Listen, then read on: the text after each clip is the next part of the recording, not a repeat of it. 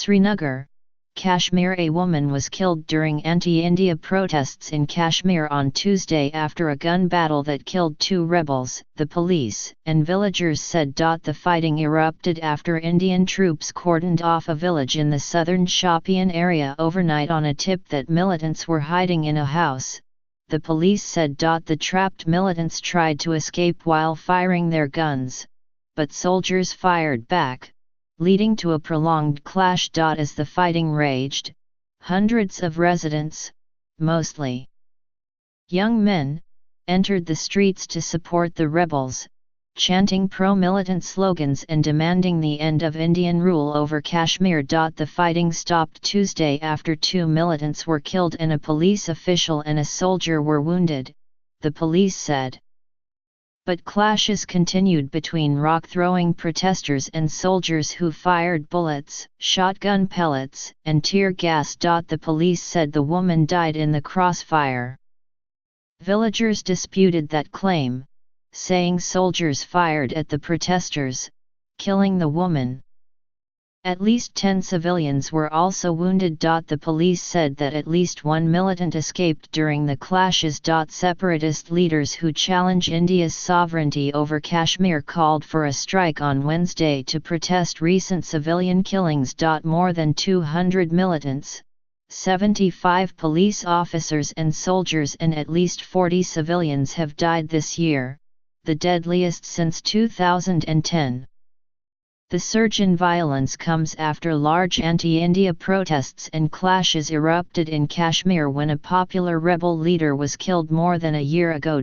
India and Pakistan each claim Kashmir, which is divided between them. Rebel groups want Kashmir to be united, either under Pakistani rule or as an independent country. In recent years, Kashmiris, particularly young people, have openly supported anti-India rebels and sought to protect them by engaging troops in street clashes during military operations against the militants.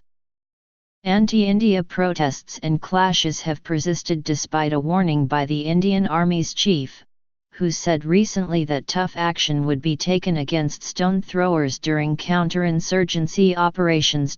Also Tuesday, rescue teams recovered the bodies of 3 soldiers who were swept away last week by an avalanche near the heavily militarized line of control, the de facto border that divides Kashmir between India and Pakistan.